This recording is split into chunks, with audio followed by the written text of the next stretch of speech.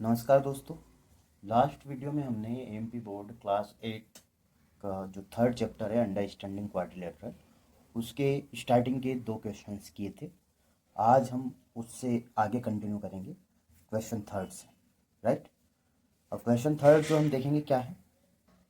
Question third है हमारा, how many sides does a regular polygon have if the major of N exterior angle is 24 degree.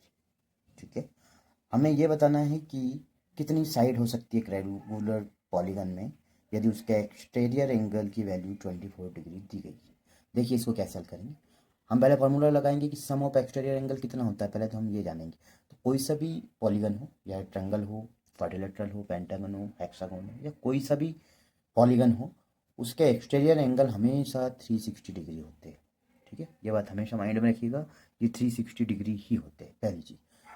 अब हम number of sides कैसे निकालते हैं, sum of exterior angles upon each exterior angle. वापस से repeat कर दे रहा हूं, नंबर ऑफ साइड्स बराबर होगा sum of exterior angle upon each interior angle. यहाँ पे हमें सम ऑफ एक्सटीरियर एंगल कितना दिया है, 360, ये 360 ही होता है। ठीक है, यहाँ पे हमें जो है इंटीरियर एंगल जो दिए कितना दिया है, 24, और 24 से इसको डिवाइड करेंगे, 24 से 360 को डिवाइड करेंगे तो 15 आ जाएगा। तो हमारा नंबर ऑफ साइड्स कितनी आ जाएगी, 15। अगला एक क्वेश्चन हमारा फोर्थ, वो देखिएगा, how many sides does a regular polygon have if each of its interior angle is 165 degree. पूछा गया है कि रेगुलर पॉलीगन है, अगर इंटीरियर एंगल उसका 165 है तो बताओ उसमें साइड कितनी है। तो अब साइड बताने के लिए हम क्या करेंगे, साइड बताने के लिए देखिएगा, एक्सटीरियर एंगल, अगर देखो टोटल ये इस प्रकार से जो एंगल बनते हैं, ठीक, जैसे सपोज ये कोई एंगल है, यहाँ पे कोई एक एंगल बन रहा है, राइट। अब ये वाला एंगल मान लीजिए 165 है, ठीक, कितना है 160, और ये वाला हमारा कितना हो जाएगा फिर 15, क्योंकि ये दोनों मिला के ही तो कितने होते हैं, 180 होते हैं। हमने क्या लिया, लीनियर पेयर लिया और उसको सॉल्व किया, जो लास्ट हमने किए थे। और डिटेल में अगर जानना है तो मैं इसको एक जगह और आपको रफ में करके बता देता हूँ कि कैसे होगा, देखिएगा। मैं ये बोलना चाह रहा था, जैसे ये इस प्रकार से एक एंगल है, अब इस एंगल को हमने बाहर बैठा दिया, तो अब ये एंगल पूरा मिला के क्या होता है, आपका लीनियर पेयर होता है। क्या होता है, लीनियर पेयर। हम पहले भी पढ़ चुके हैं, एक बार और देख लीजिए, लीनियर पेयर, लीनियर पेयर बोलते हैं इसको। तो लीनियर पेयर जो होता है आपका 180 डिग्री। अगर मान लीजिए ये 100 है तो ये ऑटोमेटिक आपका 80 हो जाएगा, और अगर ये मान लीजिए आपका जैसे 70 है तो ये आपका 110 हो जाएगा। मतलब दोनों को सम करने पे हमारा कितना आना चाहिए, 180 आना चाहिए। बस यही सवाल है, ठीक है। अब इसको हम आगे कंटिन्यू करेंगे। हमसे एक्सटीरियर एंगल पूछा था, तो एक्सटीरियर एंगल हमने निकाला, कितना आया वो 15 degree, right. Sum of exterior angle और पे रेगुलर पॉलीगन कितना होता है, 360 होता है। हमने अभी जस्ट इसके पहले सवाल में ऐसा देखा है। अब हम फॉर्मूला लगाएंगे, नंबर ऑफ साइड्स क्या होता है, sum of exterior angles upon each interior angles, right. 360 है, यहाँ पे 15 डिग्री दिया है, 15 से इसको काट देंगे तो कितना आ जाएगा 24। नंबर ऑफ साइड कितनी आ गई हमारी 24। रेगुलर पॉलीगन हैश कितनी 24 साइड्स, ये होगा। देखिए मैं हिंदी इंग्लिश मिक्स आपको कंटिन्यू करवाऊंगा, ठीक है। इसके आगे का क्वेश्चन नंबर देखेंगे हम, फिफ्थ। नेक्स्ट क्वेश्चन है, is it possible to have a regular polygon with of each exterior angle as 22 degree. पहला है फिफ्थ का। सेकंड क्वेश्चन है हमारा, can it be an interior angle of a regular polygon, why. देखिए पहला वाला question हम थोड़ा सा एक्सप्लेन करेंगे।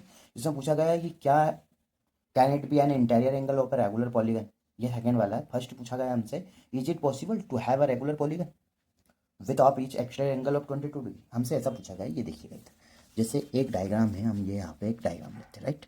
ये हमने डायग्राम, मैं क्वाड्रिलेटरल ले रहा हूँ। अगर ये एक्सटीरियर एंगल जो यहाँ नहीं बनते हैं, बाहर बन रहे, ये दोनों साइड के बाहर बनेगा, ये वाला एंगल, इसके अकॉर्डिंग तो ये वाला, और जब इसके अकॉर्डिंग तो ये वाला, है ना।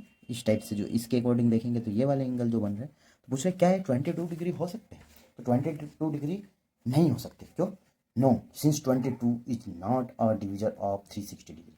22 से हम 360 को डिवाइड नहीं कर सकते, इसलिए एक्सटीरियर एंगल 22 नहीं होगा, क्योंकि जो भी एक्सटीरियर एंगल होगा वो 360 का फैक्टर ही होगा। सेकंड प्रश्न है हमारा, इसी का सेकंड पूछा गया था, can it be an interior angle of regular polygon, why. No, जब एक्सटीरियर एंगल हमारा 180 माइनस 22 करेंगे तो कितना आ जाएगा 158 degree, which is not a divisor of 360 degree. यानी कि अगर हम 22 एक्सटीरियर एंगल लेके चलते हैं जो कि पॉसिबल नहीं है क्योंकि ये 360 का डिवीजन नहीं है। लेकिन हम इंटीरियर एंगल निकालने के लिए जब 180 में से इसको माइनस कर देंगे तो भी ये 158 डिग्री बचेगा, जो कि डिवीजन नहीं है किसका, 360 डिग्री का, इसलिए ये भी पॉसिबल नहीं है। नेक्स्ट क्वेश्चन है 6 वाला, उसमें भी सेम क्वेश्चन है, 2 क्वेश्चन है ए करके, एक ए रहेगा और एक बी रहेगा, ठीक है। तो what is minimum interior angle possible for a regular polygon, why. तो मिनिमम इंटीरियर एंगल पूछा है तो हम पॉलीगन भी सबसे मिनिमम वाला लेंगे, जो कि क्या है हमारा ट्रायंगल। तो हमने एक ट्रायंगल लिया, इसका आंसर यहाँ पे देखिएगा कि द इक्विलेटरल ट्रायंगल, हमने एक इक्विलेटरल ट्रायंगल लिया। इक्विलेटरल ट्रायंगल मतलब जिसके सारे एंगल बराबर हो या जिसकी तीनों साइड इक्वल हो।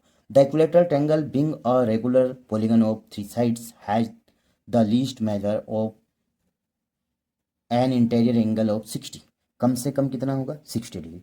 क्यों, देखिए 3 साइड लिए हमने और सबसे छोटा एंगल ले रहे हैं हम, तो कितना हो सकता है 60 हो सकता है। मैं जूम कर रहा, अब देखिए sum of all the angles of a triangle कितने होते हैं 180 डिग्री होते हैं। अब हम उसमें कौन कौन से एंगल होते हैं, तो मान लीजिए कि ए पहला एंगल एक्स है, दूसरा भी एक्स है, तीसरा भी एक्स है, ठीक है। तो टोटल मिला के कितना होगा 180 डिग्री। अब हम तीनों एक्स को जोड़ेंगे तो 3x हो जाएगा, 3x इक्वल टू होता है 180 डिग्री, राइट। अब एक्स को इधर रखेंगे, 3 इधर जो है मल्टीप्लाई कर रहा है, उधर जाके डिवाइड करेगा, तो ये 180 डिग्री अपॉन क्या आ जाएगा 3। अब यहाँ से हम ये देख सकते हैं कि एक्स की वैल्यू कितनी आ गई 60 डिग्री, यानी कि जो सबसे छोटी वैल्यू है वो कितनी हो जाएगी 60 डिग्री। सेकेंड वाला जो सवाल है उसने पूछा what is the maximum exterior angle possible for a regular polygon, यानी कि जो रेगुलर पॉलीगन है हमारा समबाहुभुज जिसको बोलते हैं हम, उसका मैक्सिमम एक्सटीरियर एंगल कितना पॉसिबल हो सकता है।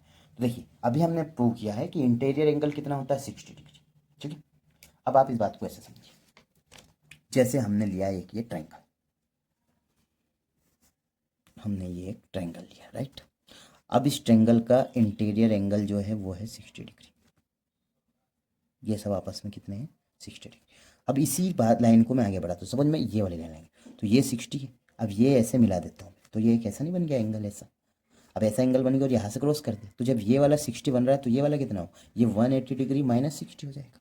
180, समझ रहे हो आप, टोटल मिला के 180 डिग्री होता है, तो ये 60 है तो ये कितना हो जाएगा 180 डिग्री, 180 डिग्री माइनस 60 डिग्री, जो कि कितना बच जाएगा आपका 120 डिग्री। कितना बच जाएगा 120 डिग्री। वापस से देखिएगा इसको, ये 60 है तो ये कितना हो जाएगा 120, और यही लिखा है कि हम बाई ए, यानी हम इसके थ्रू जब इंटीरियर एंगल 60 डिग्री है तो उससे ये प्रूव कर सकते हैं कि by A V can observe that the greater exterior angle is 180 degree minus 60 degree, जो कि होता है आपका 120 डिग्री, यानी एक्सटीरियर एंगल कितना हो जाएगा 120 डिग्री। आई होप आज की क्लास आप समझ पाए होंगे। मैं जानता हूँ कि बहुत छोटी क्लास रही है, लेकिन आगे हम वापस कंटिन्यू करेंगे इसी क्लास को। हम चैप्टर 3 वापस से पढ़ेंगे, मतलब जो अगला चैप्टर आपका है 3.3 वो हम कंटिन्यू करेंगे। तब तक के लिए शुक्रिया। आपको अगर वीडियो पसंद आ रही है तो प्लीज़ लाइक करें, शेयर करें और सब्सक्राइब करें, ठीक है। जय हिंद, जय भारत।